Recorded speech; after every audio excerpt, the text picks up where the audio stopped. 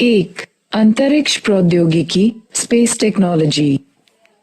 1.1 अर्थ meaning. अंतरिक्ष प्रौद्योगिकी अभियांत्रिकी और वैज्ञानिक विषयों के व्यवस्थित अनुप्रयोग द्वारा बाह्य अंतरिक्ष की खोज और उपयोग है। इसमें अंतरिक्ष वाहन जैसे उपग्रह, अंतरिक्ष स्टेशन, ऑर्बिटल प्रक्षेपण यान और समर्थन बुनियादी ढांचे के उपकरण और प्रक्रियाओं सहित कई अन्य प्रौद्योगिकियां शामिल हैं।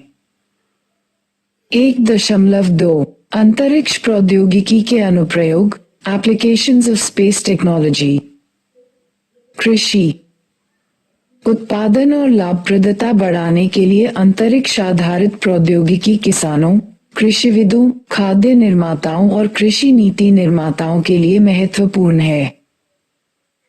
रिमोट सेंसिंग उपग्रह मिट्टी, बर्फ आवरण, सूखे और फसल विकास की निगरानी के लिए महत्वपूर्ण डेटा प्रदान करते हैं। उदाहरण के लिए, उपग्रहों से वर्षा के आकलन से किसानों को अपनी फसलों के लिए आवश्यक सिंचाई के समय और मात्रा की योजना बनाने में मदद मिलती है।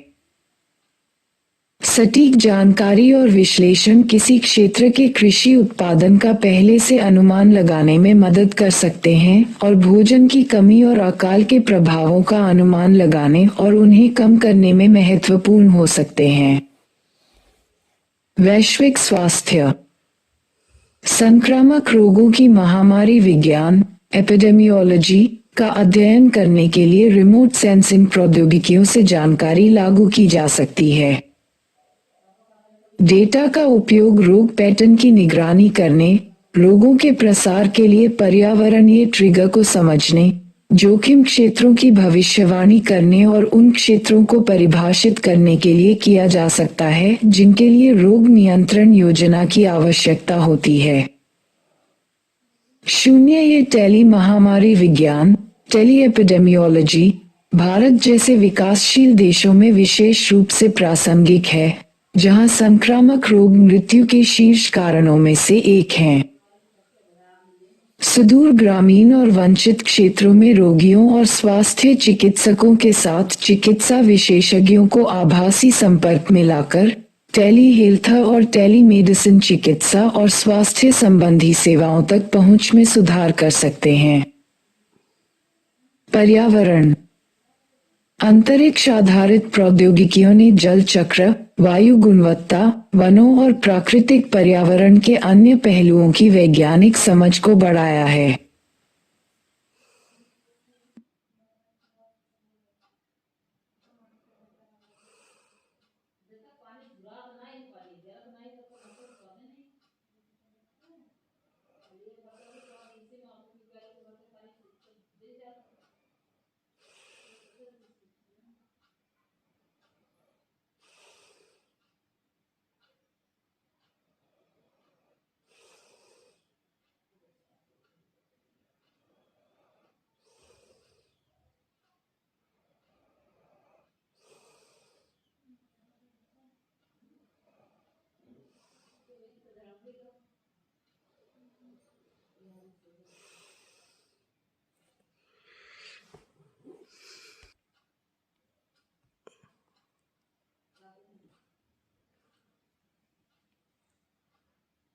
ये सर्वेक्षण और निगरानी उपकरण पारिस्थितिक तंत्र की स्थिति पर बहुमूल्य जानकारी प्रदान करते हैं, जो संरक्षण और सतत संसाधन प्रबंधन सहित सकारात्मक पर्यावरणीय कार्रवाई के लिए उद्देश्यपूर्ण समर्थन प्रदान करते हैं।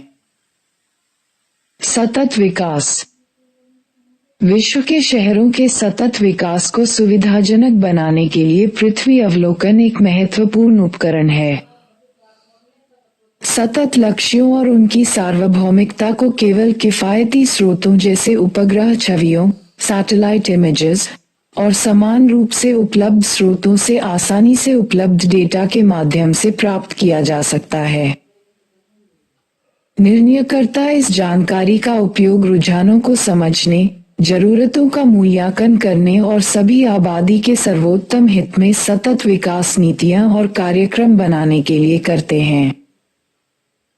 आपदा प्रबंधन, अंतरिक्ष आधारित प्रौद्योगिकियां रोकथाम, तैयारी, प्रारंभिक चेतावनी, प्रतिक्रिया और पुनर्निर्माण सहित आपदा प्रबंधन चक्र के सभी चरणों में योगदान दे सकती हैं।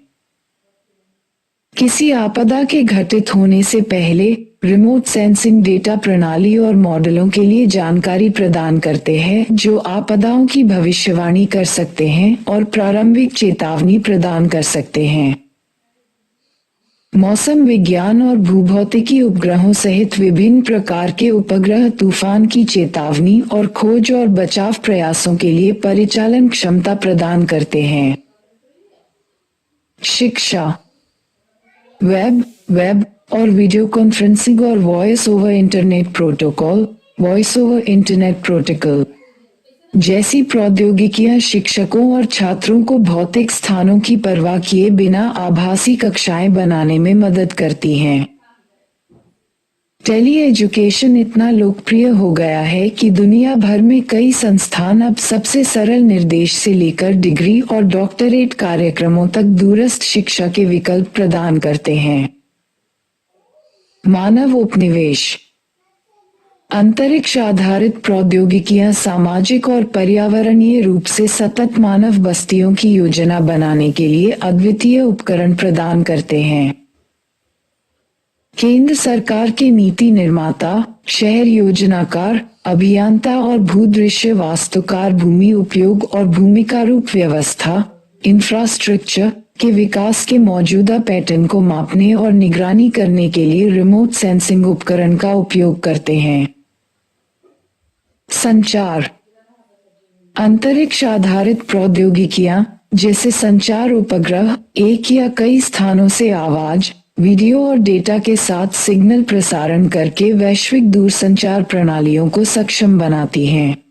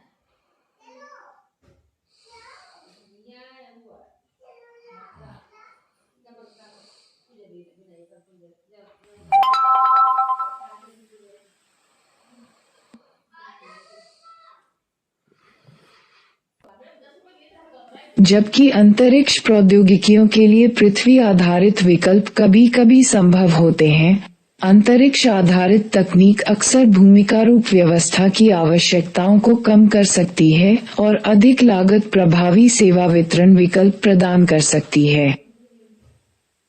उदाहरण के लिए, टेलीविजन कार्यक्रमों को दूर दराज के स्थानों पर प्रसारित करने के लिए ट्रांसमिशन और प्रसारण टावरों की एक श्रृंखला के निर्माण के बजाय, उपग्रह से भेजे गए प्रसारण संकेतों को लेने के लिए दूरस्थ समुदाय, रिमोट कम्युनिटी, को उपग्रह डिश प्रदान किया जा सकता है। मानवीय सहायता, अंतरिक्ष आधारित संचार प्रौद्योगिकियां अक्सर साजो सामान योजना, त्वरित निर्णय लेने और संसाधन आवंटन में बहुमूल्य सहायता प्रदान करती हैं और इस प्रकार मानवीय सहायता की बनावट करने और वितरित करने के तरीकों में सुधार कर सकती हैं। 2. कक्षा और उसके प्रकार, ऑर्बिट्स एंड इट्स टाइप्स। 2.1 कक्षा क्या है? What is an orbit? Orbit कक्षा एक नियमित दोहराव वाला पथ है जिसमें अंतरिक्ष में एक वस्तु गुरुत्वाकर्षण के कारण दूसरी वस्तु के चारों ओर घूमती है। किसी कक्षा में स्थित किसी वस्तु को उपग्रह कहा जाता है। उपग्रह प्राकृतिक हो सकता है, जैसे चंद्रमा या मानव निर्मित। 2.2 कक्षा का आकार, शेप ऑफ द ऑर्बिट। सभी कक्षाओं का आकार अंडाकार है। ग्रहों के लिए कक्षाएं लगभग गोलाकार हैं। धूमकेतुओं के कक्षाओं के आकार अलग अलग होते हैं। वे अत्यधिक विलक्षण या कुचले होते हैं। पृथ्वी से ग्रह या उपग्रह की न्यूनतम दूरी को भूसमीपक पेरिजेय कहा जाता है। कक्षा में उस बिंदु को भूम्युज एपोजी कहा जाता है जहां उपग्रह पृथ्वी से सबसे दूर होता है। ग्रहों के लिए उनकी कक्षा में सूर्य के सबसे निकट का बिंदु सूर्य समीपक पेरिहेलियन है। सबसे दूर बिंदु को अपसौर अफीलियन कहा जाता है। 2.3 कक्षाओं के प्रकार, टाइप्स ऑफ ऑर्बिट्स।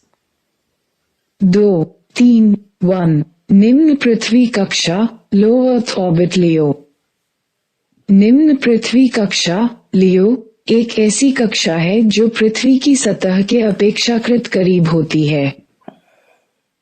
ये सामान्यतः 1000 किलोमीटर से कम की ऊंचाई पर होती है और पृथ्वी से 160 किलोमीटर ऊपर तक हो सकती है। जियो में उपग्रहों के विपरीत, जिन्हें हमेशा पृथ्वी के भूमध्य रेखा के साथ परिक्रमा करनी होती है, लियो उपग्रहों को हमेशा उसी तरह पृथ्वी के चारों ओर एक विशेष पथ का अनुसरण नहीं करना पड़ता है। उसकी सतह झुकी हुई हो सकती है। लियो उपग्रह इमेजिंग के लिए सबसे अधिक उपयोग की जाने वाली कक्षा है, क्योंकि इसके सतह के निकट होने से उच्च रिजोल्यूशन की छवियां लेना आसान हो जाता है। यह अंतरराष्ट्रीय अंतरिक्ष स्टेशन, इंटरनेशनल स्पेस स्टेशन के लिए उपयोग की जाने वाला कक्षा भी है, क्योंकि अंतरिक्ष यात्रियों के लिए इससे कम दूरी पर यात्रा करना आसान होता है। दूरसंचार जैसे कार्यों के लिए व्यक्तिगत लियो उपग्रह कम उपयोगी होते हैं। वे आकाश में बहुत तेजी से चलते हैं और इसलिए उन्हें जमीनी स्टेशनों से ट्रैक करने के लिए बहुत प्रयास की आवश्यकता होती है। इसलिए लियो में संचार उपग्रह अक्सर निरंतर कवरेज देने के लिए कई उपग्रहों के एक बड़े संयोजन या समूह के हिस्से के रूप में काम करते हैं। 2.3.2 मध्यम पृथ्वी कक्षा, मीडियम अर्थ ऑर्बिट मियो। मध्यम पृथ्वी कक्षा में निम्न पृथ्वी और भूस्थैतिक कक्षाओं के बीच कहीं भी कक्षाओं की एक विस्तृत श्रृंखला शामिल होती है। मियो इस मायने में लियो के समान है कि इसे पृथ्वी के चारों ओर विशिष्ट पथ लेने की आवश्यकता नहीं है, और इसका उपयोग कई अलग अलग अनुप्रयोगों के साथ विभिन्न उपग्रहों द्वारा किया जाता है। पोजिशनिंग और नेविगेशन सेवाएं जैसे जीपीएस, ग्लोबल पोजिशनिंग सिस्टम, बड़े पैमाने पर मियो प्रकार के उपग्रहों का उपयोग करती हैं, क्योंकि मियो उपग्रह मध्यम ऊंचाई पर स्थित होते हैं, इसलिए उनके पास व्यापक दृश्य क्षेत्र होता है। इससे उपग्रहों को अधिक संख्या में नेविगेशनल सिग्नल प्राप्त करने की अनुमति मिलती है, जिसके परिणामस्वरूप अधिक सटीक और विश्वसनीय नेविगेशनल प्रणाली तैयार होती है।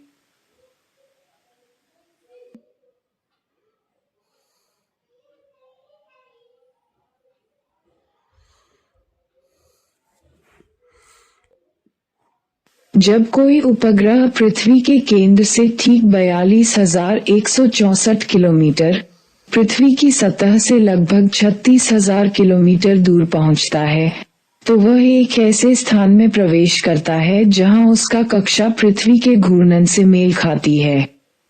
इस विशेष उच्च पृथ्वी कक्षा को भूतुल्यकाली कहा जाता है। जीएसओ में उपग्रहों को पृथ्वी के चारों ओर एक चक्कर पूरा करने में 24 घंटे लगते हैं। अधिकांश संचार उपग्रहों को भूतुल्यकाली कक्षा में स्थापित किया जाता है ताकि वे आकाश में एक ही बिंदु पर स्थिर दिखाई दें। जिससे जमीन आधारित उपग्रह एंटेना के लिए उनके साथ संचार करना आसान हो जाता है।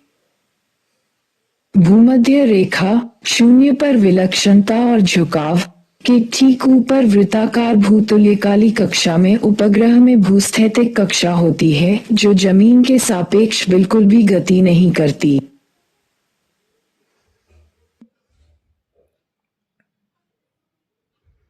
भूस्थैतिक कक्षा, जियोस्टेशनरी ऑर्बिट जियो में उपग्रह पृथ्वी के घूर्णन के बाद पश्चिम से पूर्व की ओर भूमध्य रेखा के ऊपर पृथ्वी का चक्कर लगाते हैं और पृथ्वी के समान गति से यात्रा करते हैं, यानी 23 घंटे 56 मिनट और 4 सेकंड। इससे जियो में उपग्रह एक निश्चित स्थान पर स्थिर प्रतीत होते हैं। पृथ्वी के घूर्णन से पूरी तरह मेल खाने के लिए 35,786 किलोमीटर की ऊंचाई पर जियो उपग्रहों की गति लगभग 3 किलोमीटर प्रति सेकंड होनी चाहिए। दूरसंचार उपग्रहों को अक्सर जियो में रखा जाता है ताकि पृथ्वी आधारित उपग्रह एंटेना पृथ्वी पर स्थित को उन्हें ट्रैक करने के लिए घूमना न पड़े, लेकिन आकाश में उस स्थान पर स्थायी रूप से इंगित किया जा सके जहां उपग्रह स्थित हैं। इसका उपयोग मौसम विज्ञान में विशेष क्षेत्रों में मौसम पर नजर रखने और स्थानीय पैटर्न के विकास को ट्रैक करने के लिए भी किया जा सकता है। वास्तविक समय संचार के लिए जियो प्रकार के अंतरिक्ष यान का नकारात्मक पक्ष पृथ्वी से उनकी अत्यधिक दूरी के कारण लंबे समय तक विलंब सिग्नल है।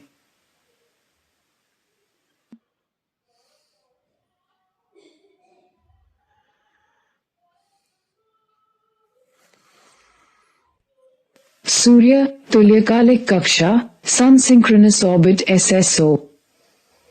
सूर्य तुल्यकालिक कक्षा में उपग्रह पृथ्वी से 600 से 800 किलोमीटर की ऊंचाई पर ध्रुवीय क्षेत्रों में उत्तर से दक्षिण की ओर जाते हैं। SSO अंतरिक्ष यान की कक्षीय झुकाव और ऊंचाई को अंशशोधन किया जाता है ताकि वे हमेशा एक ही स्थानीय सौर समय पर किसी भी स्थान को पार कर सकें।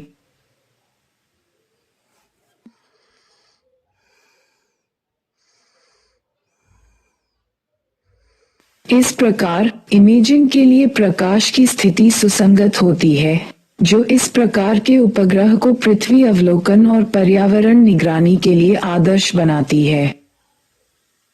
वैज्ञानिक इन छवि अनुक्रमों का उपयोग मौसम के पैटर्न के विकास के बारे में जानने, चक्रवातों का पूर्वानुमान लगाने, वनों की आग और बाढ़ को रोकने और वनों की कटाई और समुद्र तट परिवर्तन जैसे मुद्दों पर जानकारी इकट्ठा करने के लिए करते हैं। 2.3.6 भूस्थैतिक स्थानांतरण कक्षा, geostationary transfer orbit GTO।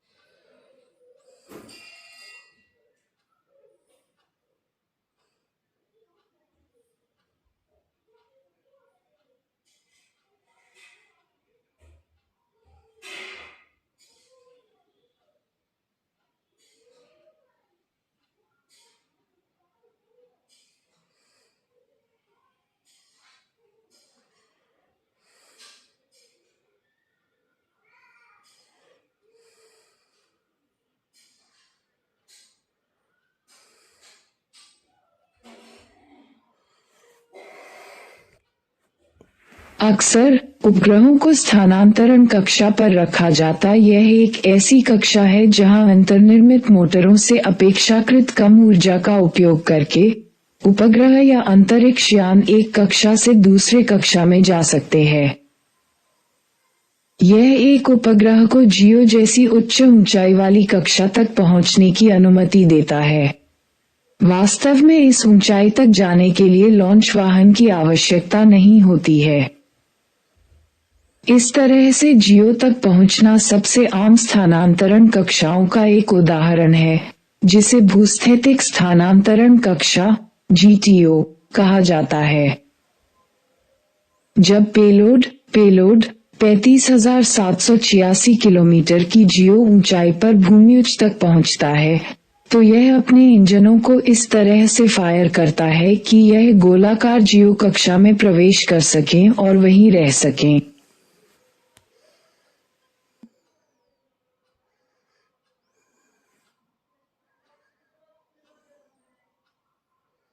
Lagrange point, Lagrange points. 3.1 Lagrange point क्या है? What is a Lagrange point?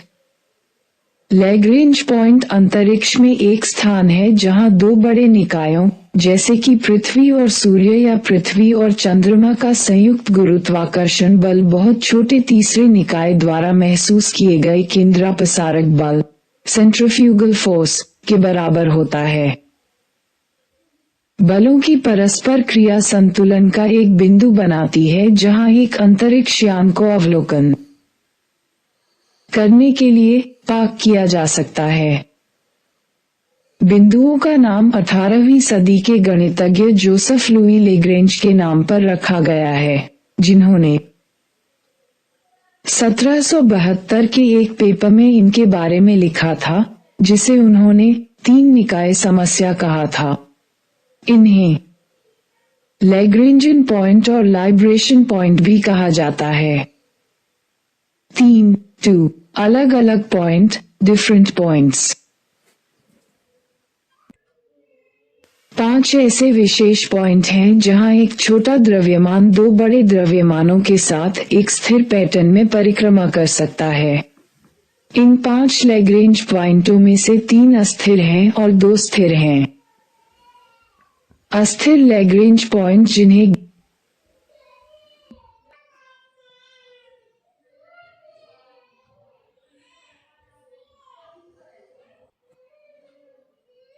In 5 Lagrange पॉइंटों में से 3 अस्थिर हैं और 2 स्थिर हैं। अस्थिर लैग्रेंज पॉइंट जिन्हें 11, 12 और 13 का नाम दिया गया है, दो बड़े द्रव्यमानों को जोड़ने वाली रेखा के साथ स्थित हैं। स्थिर लैग्रेंज पॉइंट जिन्हें 14 और 15 का नाम दिया गया है, दो समबाहु त्रिभुजों के शीर्ष का निर्माण करते हैं जिनके शीर्षों पर बड़े द्रव्यमान होते हैं।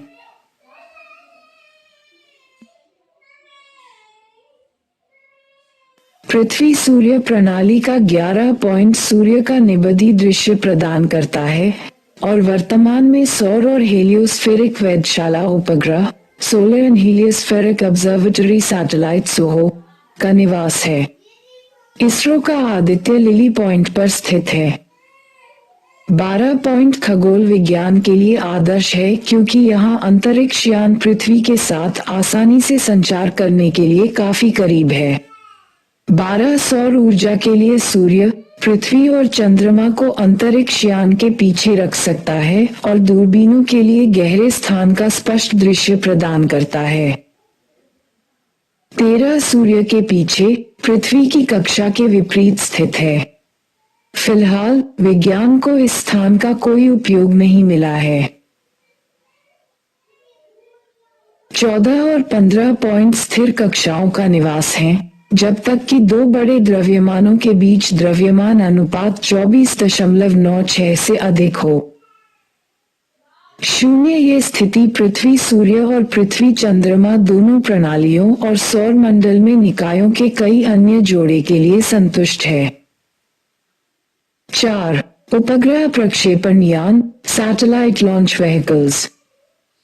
4.1 प्रक्षेपण यान क्या है? What are launch vehicles? प्रक्षेपण यान या प्रक्षेपण सिस्टम का उपयोग अंतरिक्ष यान को पृथ्वी की सतह से अंतरिक्ष में ले जाने के लिए किया जाता है। अधिकांश प्रक्षेपण यान लॉन्च पैड से संचालित होते हैं, जो लॉन्च कंट्रोल सेंटर और वाहन असेंबली और ईंधन भरने जैसी प्रणालियों द्वारा समर्थित होते हैं।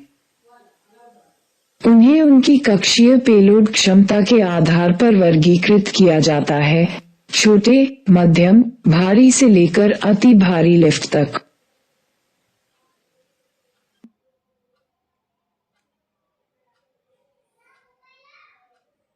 उपग्रह का प्रक्षेपण, लॉन्चिंग ऑफ सैटेलाइट। उपग्रह को उचित कक्षा में स्थापित करने की प्रक्रिया को प्रक्षेपण प्रक्रिया के रूप में जाना जाता है। एक प्रक्षेपण यान न्यूटन की गति के तीसरे नियम का एक अच्छा उदाहरण है, अर्थात प्रत्येक क्रिया के लिए एक समान और विपरीत प्रतिक्रिया होती है। प्रक्षेपण यान के मामले में शून्य क्रिया, वाहन के रॉकेट इंजन में वाहन के ईंधन के दहन से उत्पन्न निकास गैसों का वाहन के पीछे से प्रवाह है, और शून्य प्रतिक्रिया वह दबाव है जिसे थ्रस्ट कहा जाता है, जो प्रक्षेपण यान की आंतरिक संरचना पर लागू होता है, जो इसे निकास प्रवाह के विपरीत दिशा में धकेलता है। एक अंतरिक्ष यान के प्रक्षेपण में संचालित उड़ान की अवधि शामिल होती है, जिसके दौरान वाहन पृथ्वी के वायुमंडल से ऊपर उठता है और कम से कम कक्षीय वेग तक बढ़ जाता है।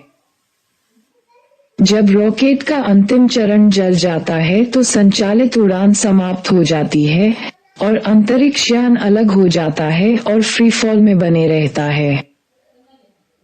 4. उपग्रह प्रक्षेपण यान के प्रकार, types of satellite launch vehicle.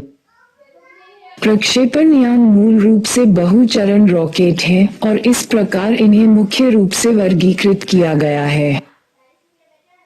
व्यय योग्य प्रक्षेपण यान, एक्सपेंडेबल लॉन्च व्हीकल्स (ELV).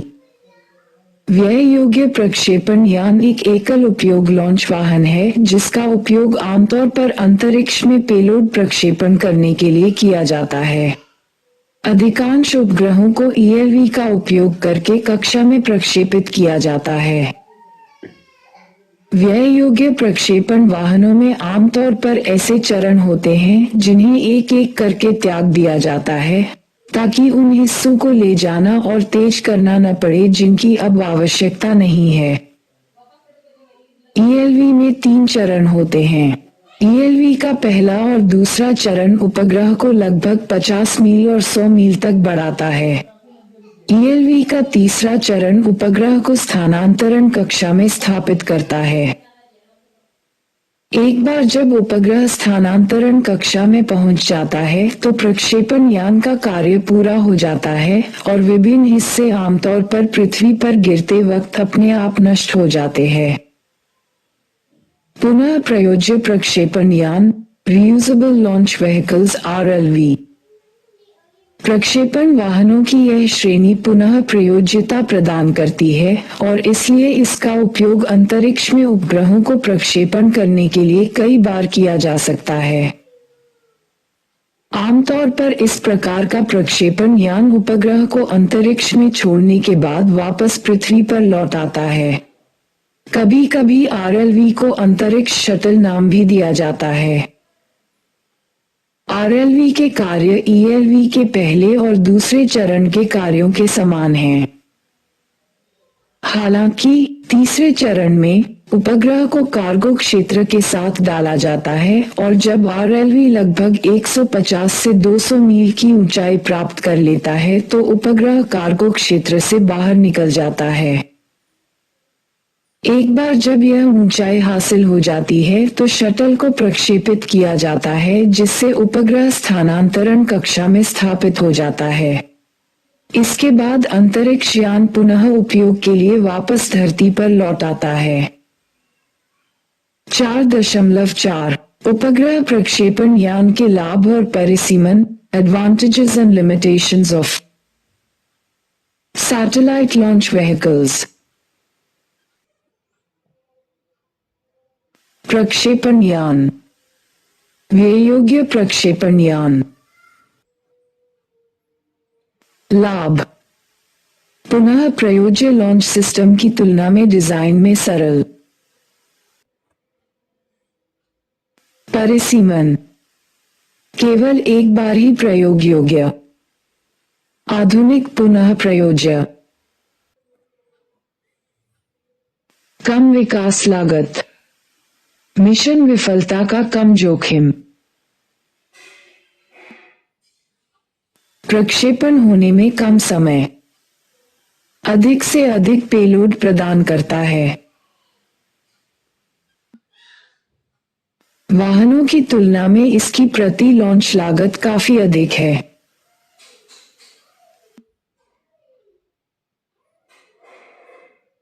पुनः प्रयोज्य प्रक्षेपण यान,